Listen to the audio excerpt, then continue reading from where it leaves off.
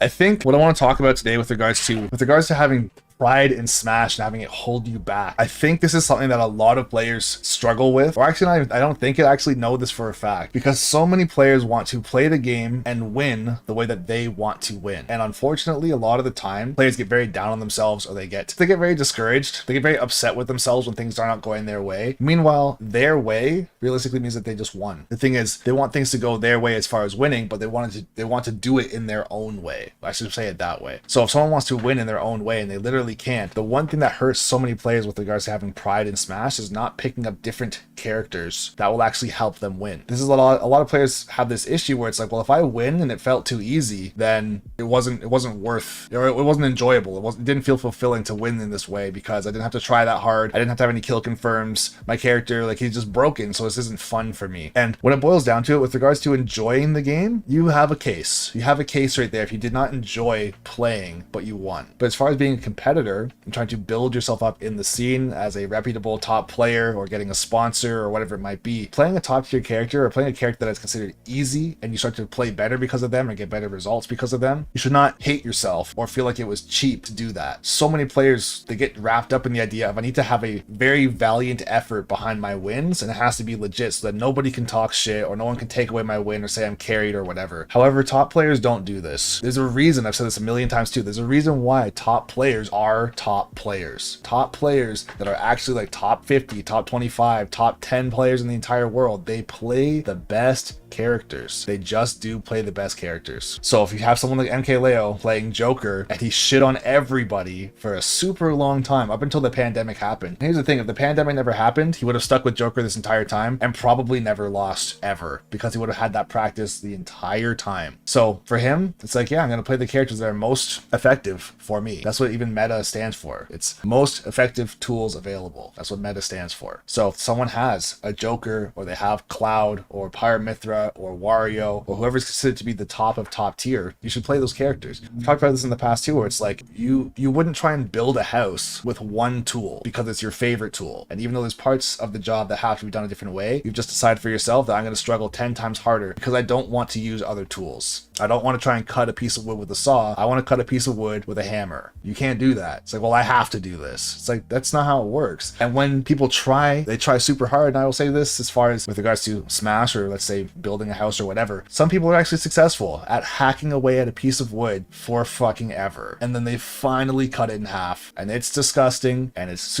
a horribly done job, but they got the job done. And they said, see, I told you I could do it. It's like, yeah, well, while you finally cut that one piece of wood with a hammer, I've cut 100 pieces of wood with a saw without even trying. It's like, well, that wasn't very fulfilling. Well, it was like, that wasn't very fulfilling for you because you used a saw. It's like, no, I use what makes sense to use. And a lot of players get almost depressed in Smash because of trying to do things that are so against what makes sense. I will say if you're someone who's just trying to like be a content creator or you want to be a coach or you just want to play and do clips or you want to do a montage that's around a specific character, then that's fine. But when there's money involved or there's a reputation at stake or there's a game that has to be won because it could get you into Summit or it could get you into a Smash World Tour or it can get you into whatever it might be, then you should be playing the character that is the best character. I will also say this as well. You should play the character that is the best for you. So let's say, for example, if you play, let's say you play Ike, or let's say, we'll stick with Falco. Let's say you play Falco and you want to try and be the best Falco, not necessarily better than Tilde. I'm just saying you want to be the best. You want to try and be a top 10 player in the world with Falco. Meanwhile, if you just played Pikachu, you could do everything that Falco does, but literally better. Faster character, smaller character that's harder to hit, better recovery, same amount of combos, if not better combos, has a kill throw, has a dash attack that kills. All these things about Pikachu are literally better than Falco, but I have to play Falco because that's what I want to do. It's like, well, yes, Tilde has gone quite far with Falco, and I'm not going to try and take anything away from him with that, but imagine Tilde played Pikachu, or imagine Tilde played Pyramithra, or someone like that. And I'm not trying to discredit him by any means at all. It's not that. I'm just saying, and he's not someone that's complaining. I'm just saying, if you are someone that's like, maybe you play Ganon, and you just want to be the best player in the world as Ganon because that's what you've decided to do for yourself. It's like, well, unfortunately, no one has done that. And I'm not to say that you couldn't be the first, but why struggle super hard? Because you realistically, you're not even saying that you want to be the best with Ganon. It's more so that you've committed to Ganon early, and then you feel like you're trapped with this character, and you can't switch off of him because you've learned all this frame data and all these matchups, and you feel comfortable with the movement, all these setups and all these things with this character. So now switching feels like you're just throwing everything away. And throwing everything away feels devastating when you've worked so hard for that thing. So I'll say, for example, if you play play Ganon, if you play, I don't know, Jigglypuff, or if you play Bowser Jr. or something like that. It's like, yes, you could get the job done, but you're also going to live for a very long time. You're going to play the game for a very long time. And if you have transferable skills within whatever you're doing, you can take those transferable skills from one character to another character and apply them and be 10 times more successful. It's the same thing. I'll even compare it to playing music. For me, if I want to play metal music, for example, and then I want to, let's say, be successful as a musician, if I switch and do a different type of music, let's say it's top 40 or pop or love songs or whatever acoustic shit that is super easy, it's like everything that I've learned from metal can still be applied to acoustic music, as far as knowing my chords, staying in rhythm, having good chops with my leads, being able to play finger picking style, whatever it might be. So switching to another main in that situation, as far as switching to a different genre of music, I'm not starting all over and forgetting how to play guitar all over again. I'm not starting from ground zero. Same thing if you're going from Ganon to Ike or Ganon to Palu or something like that. It's like you still understand neutral, you still understand ledge trapping, you still understand conditioning someone and recognizing when someone is afraid of your options or is not afraid of your options, whatever it might be. And you can still transfer over quite easily. It's not like, well, I'm starting over and this is now like my first time ever picking up a controller and I'm basically a brand new, a newborn baby with regards to playing the game. It's like, that's just not how it is. So when I see a lot of players, I've had players come to me super emotional, almost crying, which is insane. Not because you're not allowed to cry, but more so because you don't have to put yourself through what you're putting yourself through. This level of pride that you might have behind your gameplay or behind your character, it's made up. It really is made up. I don't know who told you this, and maybe you have to hear this from me, or you have to hear, maybe you'll have to hear it again in the future, but the idea that you have to have a valiant win or have pride with your character, and that's the only way that people will respect you as a player, is just not true. Whoever brainwashed you into thinking that you have to win a certain way in order to be legit, it's just not true. Because there's tons of top players out there that play characters that a lot of people don't like. A lot of people decided that they hate, or they say are corny or cheesy or whatever. Whether it's Steve or Sonic or Kazuya or Game & Watch or whoever it might be. You might think these characters are horseshit, whatever it is. But if you see these top players playing as these characters, they are getting sponsorships, they're getting good placements in tournaments, they are winning tournaments, which means they're making money. Their streams are blowing up, their YouTube channels are blowing up. They get respect in the scene as a top player. Their character doesn't even matter. You really think that somebody like Ken or Sonics or Meister really give a fuck about the fact that you don't like their character? They don't care. They've never cared. They play those characters anyways, and they do well, and they perform. And guess what? And I was saying this earlier, almost like word for word. The opinion of losers are the opinions that most people are worried about. I'm sorry, but it's just the truth. The opinions of fucking losers are the opinions that you are worried about when someone says to you, oh, you play Pyramithra, or you play Pikachu, or you play Cloud, or whoever you're carry. It's like, but you're going 0-2, or you're going 1-2, or whatever. So who gives a fuck about what you think? If a top player plays these characters, no one says, oh, well, if Isam didn't play Pikachu, he would be a nobody. Or if MKLeo didn't play Joker, he'd be a nobody. Or if Tweak didn't play Wario or Diddy or whatever, he'd be a nobody. It's like, no, they don't ever do that shit. If they're a top player, no one says anything about your character, ever. But if you're a mid-level player or a bottom-level player, you got all the things in the world to say about someone's character and how they want to operate. I've had so many students come to me saying, I really want to play Pikachu, or I really want to play Joker. I've said this too. I've coached more Jokers than any character I've coached ever. I really want to play Joker, but none of my friends will play with me anymore. They say if I play Joker, that I'm not welcome to play with them because it's not fair. And it's some horse shit. It really is some horse shit to say, okay, so now in order to keep your loser friends happy, you have to downgrade yourself so that they don't have to get better or overcome fucking anything in life or in the game whatsoever. So in order to keep them happy, you have to be miserable. And a lot of people go along with that. It's that mob mentality to be like, well, if us 5 of us say that you can't play with us because you play Pikachu or Joker or whoever it might be, well, you either have to switch characters or you're on your own. It's like, I thought these were your friends. Because guess what? When you go to a tournament, you don't get to pick your opponent's character. You don't get to say, oh, you play Game & Watch? Yeah, I'm not doing this set. Oh, you play Steve? I'm not playing. It's like, you either play against them and win or you play against them and lose. I don't get what this whole idea of saying, oh, you have to pick a different character because I said so or it hurts my feelings. Like, where did that come from? I feel like it's just a Smash thing. As of late. And by as of late, I mean like Smash Ultimate or maybe a bit of Smash 4. It makes no sense to me. So I will say this, not necessarily as like a closing statement, but like a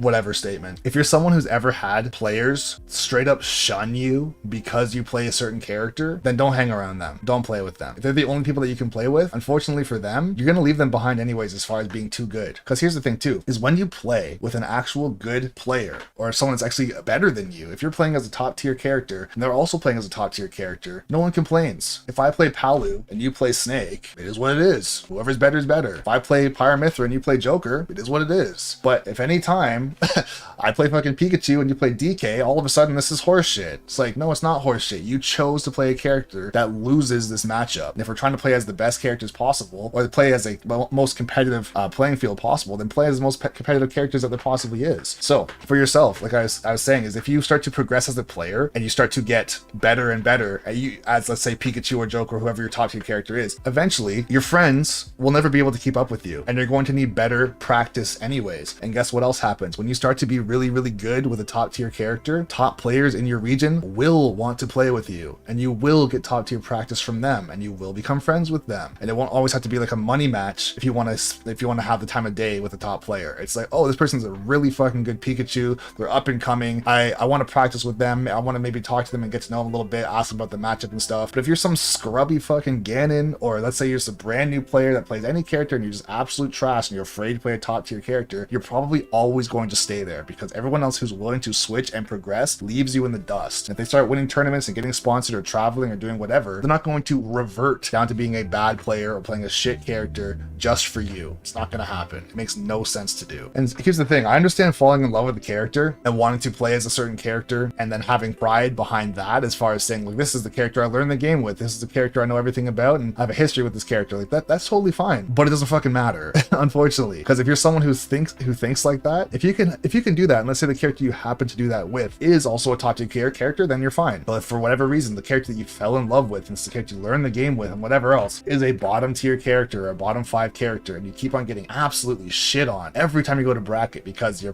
opponent plays fucking Ness or Game & Watch or Zelda or Yoshi or whoever, maybe a character that's not even the best character in the game, but you still feel like this is fucking impossible, how do you think they feel playing their character against an actual top tier character? Like I said, there's not many top players who are just destroying everyone with the worst characters in the game. Realistically, I will say it's hype when it happens, and everyone thinks right back to Nairo versus Light when he played as Ganon versus Fox, and he won. But that's never happened again since. And it was also Nairo, who was arguably 3rd best or 4th best player in the world at that time. He was like Zero, MKLeo, Tweak, and like Nairo. He was like right there. Maybe like Salem or something. Either way. There's a small handful of players that are quite high up there. But as far as to say that he's a Ganon main, and he could do that against everyone, no. I think one of the biggest things that happened in that particular set too, with Nairo versus Light, is Light got shook because he's like, if I lose this is gonna look so fucking bad, and he got shook. Like, Nairo made some good plays, obviously, had some good catches, but it was more so that. But also, he's Nairo, so if you're as good as Nairo, then sure, you can do whatever you want. But if you're just the average player who's trying to break through to the next level, realistically too, even looking like at the crew battle scene, a lot of these crew battling players that do really, really well in crew battles play a lot of very online characters because that's where crew battles are typically held, online. And it's like, is it bullshit when you fight a team that has 3 Samuses, a Cloud,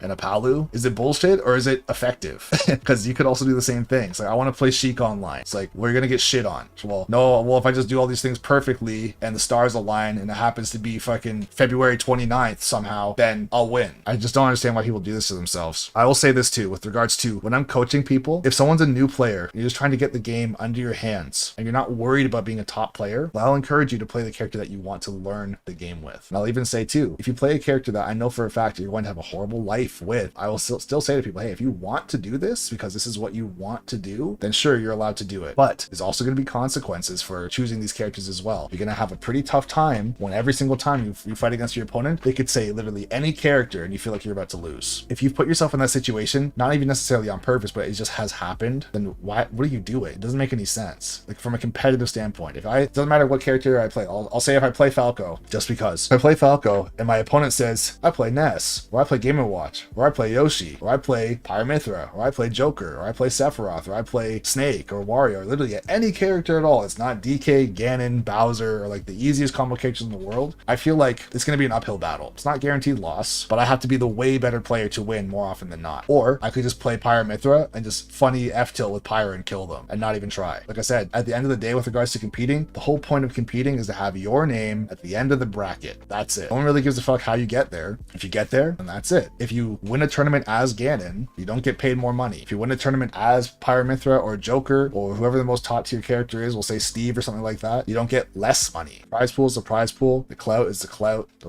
reputation is the reputation. That's just what it is. The thing that's even more insane to me is people will also do it in the reverse as well, where it's like if you have an easy bracket, easy as far as the characters, then your wins don't count as much. So it's like, so you're telling me that I have to play a shit character and it's only valid if I beat top tier characters. But if I play a shit character and I beat other shit characters, then my win's not legit. That's what you're saying. And I actually saw people saying that shit about Tilde as well. They said, oh, his win was not legit because he had to fight 2 Robs and a Mega Man, and he knows the Rob matchup, and Falco beats Mega Man, so it wasn't a legit win. It's like, can this guy not catch a fucking break? That makes no sense to me that people just are gonna shit on someone for that as well. It's like, okay, so, but also Falco sucks. Let's not forget that. Falco sucks. You had to fight 2 Robs and you fought a Mega Man. Therefore, the whole thing's invalid. It's like, let's see you fucking do it as a solo Falco. Let's see you do it. It doesn't make any sense. So if you had to fight 5 Steves instead and you beat all of them, would it be more legit? Or if you had to fight Pyramithra, Joker, fucking whoever else, then that would be more legit. Does that make any sense? It's like, it's something about the Smash scene where it's like, it doesn't matter what you do or who you're playing as, you're always wrong. And you're always going to be carried or lucky, or it's going to be some bullshit in some way. It's always the victim mentality in some way. It makes no sense to me. And here's the thing, Keep It Trash, you definitely do get more respect as the Ganon if you actually win a tournament as Ganon, but also you're not winning a tournament as Ganon. You're just not. It's like I said, cutting that piece of wood with a hammer. Yeah, it took you 500 fucking swings to do it. Meanwhile, I'm over here playing Pikachu or Palu or Joker or Pyramithra and just winning tournament after tournament after tournament after tournament and getting a legacy and a storyline behind me and getting sponsors and all this shit. It's like, yeah, I won 60 tournaments as a top tier and I was carried. You won 1 tournament as Ganon, people popped off and then said, I don't care anymore. It's like, was the stress and the heartache and effort worth it to try and do it your way? Because in a lot of cases, for a lot of people, they actually never reach that. They never get to a point where it's like, I actually did it with one of the worst characters in the game. I actually did it without being carried. I did it with the worst of worst characters and people have nothing bad to say, and it was 100% worth it. Most people never get there. So going back to the idea of what I said before with pride holding you back, it's like, there's a lot of players out there that are actually very good. There are a lot of players that are actually very, very good at this game, but they've hindered themselves very heavily by playing a character that does not help them. It only hurts them. So if you switch this one character, maybe you couldn't do it with Ganon. It's like, okay, well, who cares? But you could do it with Ike, or you could do it with Snake, or you could do it with Wolf. It's like, end of the day, any top player who's done it with these higher level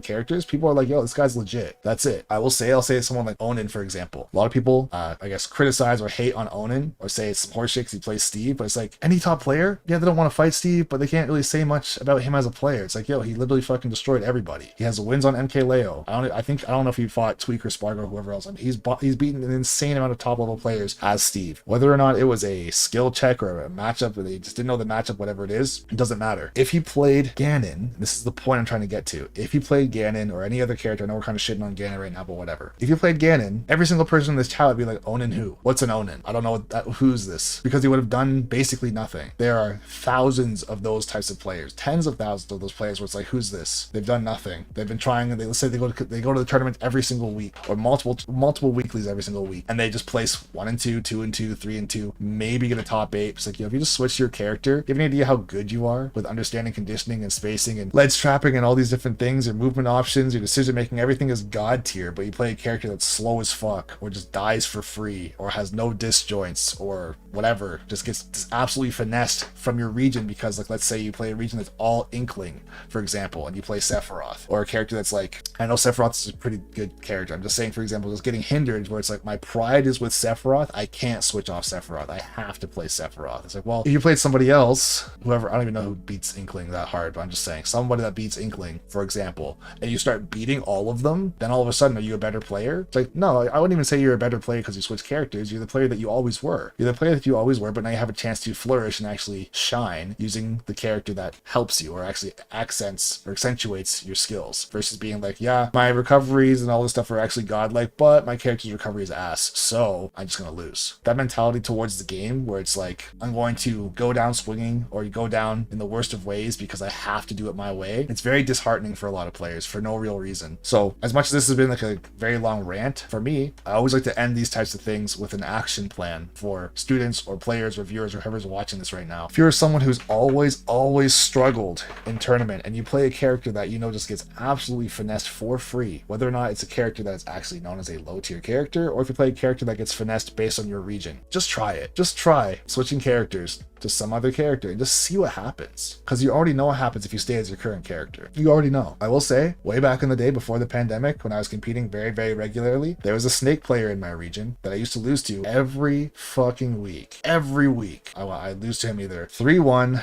3-2, 2-1, or 0-2, or whatever it was, every single week, depending where I met him in bracket. And then one particular week right after that tournament, I decided I'm going to pick up Ness just to fight this person, and I absolutely cheesed him into oblivion. And it was not hard at all. I literally just down B'd the entire time. And I didn't JV for him, but he didn't even kill me once. I literally just played for free. Or I basically got to play and win for free as Ness. And was it rewarding? I guess. Not really. But also it was like, I beat someone who had lived rent-free in my head and had me labbing all these crazy things as Falco for months. And I beat him in one try, playing a different character. What does that say about the game? What does that say about your ability to just change one aspect of your life or one aspect of your mentality towards your character, and then stop having so much frustration with the game? That's all it took. Switch one character. I've also talked about this too with other top players. I'd say 99% of top players have multiple characters. The only player now that I really know of, like, that's like a super top player that doesn't switch characters is Light, playing Fox. But even Meister had the seldom used Sora, for example, right? MKLeo has multiple characters. I don't know if Spargo has switched characters really that much. Like, he's gone Pyramithra and Cloud, that's about it. So yes. Tweak has, even Gluttony's pulled out the Roy. Like, people pull out other characters, and it's like, yes, they have their main character, but don't ruin your life for one main character. Like, for me, if I have to in tournament, I'll pull out the Pyramithra, I'll pull out the Falco.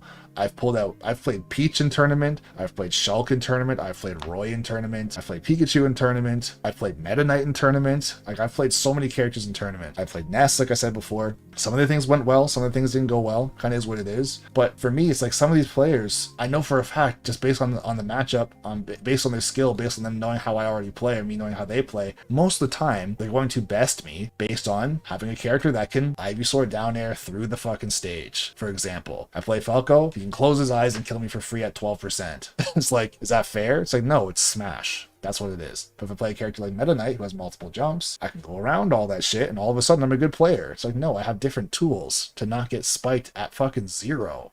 Like, that kind of, like, are we not seeing this? Does that make sense to you guys? Hopefully you're seeing that, like, if you use different tools where you're not just putting yourself in a horrible situation for free, then you can escape a lot of this shit and actually start winning some sets or winning some tournaments by just using these other tools. And yeah, Bean, that's the thing too, is with Melee, as far as having solo mains, it's also a game that has a quarter of the cast or a third of the cast. I don't even know how many characters are in Melee. I want to say like 18, something like that, or 20. So yeah, like a quarter of the cast is in Melee.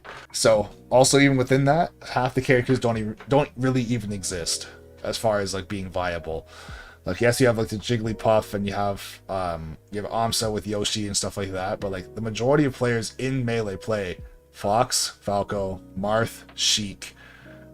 Who else? Peach at one point with Armada, then that was like basically it. You have Axe with Pikachu, but not a lot of Ganons or Young Links or Game & Watches or fucking Samuses or regular Links, right? They're just not being used. And it's like, well, I have to win. I have to beat Mango's fucking Falco with Ganon. Who the hell says that? Besides nobody. Like, if you're gonna do that, like, or if you're even gonna attempt to do that, you're just insane. There's no point in trying to do that. I'm gonna play Mewtwo or something crazy. Ice Climbers as well. But it's like, those characters have been picked up as like characters that can just finesse you for free, or they're actually the best characters. So someone like Fox, or like if someone can, like, before wobbling was banned, people picked up Ice Climbers because, yeah, I can just grab you once and you instantly die. Some people were too prideful to do that, and other people were Mewtwo King and just fucking getting wobbled into oblivion, just sat there like this, being like, what am I supposed to do? I'm gonna mash out of this? Can't do anything. Game's fucking over. So it's like, well, if that's what's gonna happen, that's what's gonna happen. But you can't be mad at the player who chose to use the most effective tools available and play Ice Climbers at the time.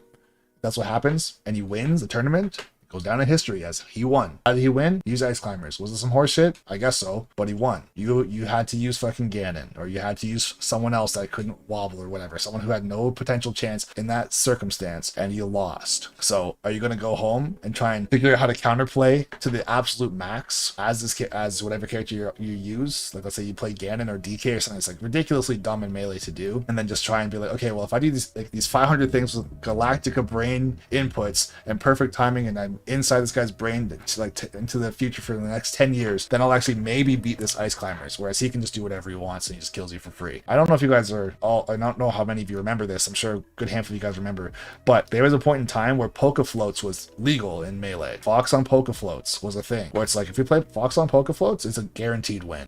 Automatic win. It's like, well, I don't want to play Fox on Poke Floats. Like, well, I do want to play Fox on Poke Floats. So if you pick Marth, or if you pick Sheik, or you pick Luigi, or you pick any other character, you're gonna lose. It's like, well, actually, I think I can win, and I'm gonna have to try 15 times harder than you. Well, you can just run away and shoot lasers the whole time and time me out. I'm gonna try and chase you down and try and catch you and get these kills. It's like, all right, good luck with that. That's not gonna work, but okay. And then that person who tried to do the valiant thing fucking lost, and then that was that. So what could you really be mad at yourself? This is like get debated 101, realistically, for free.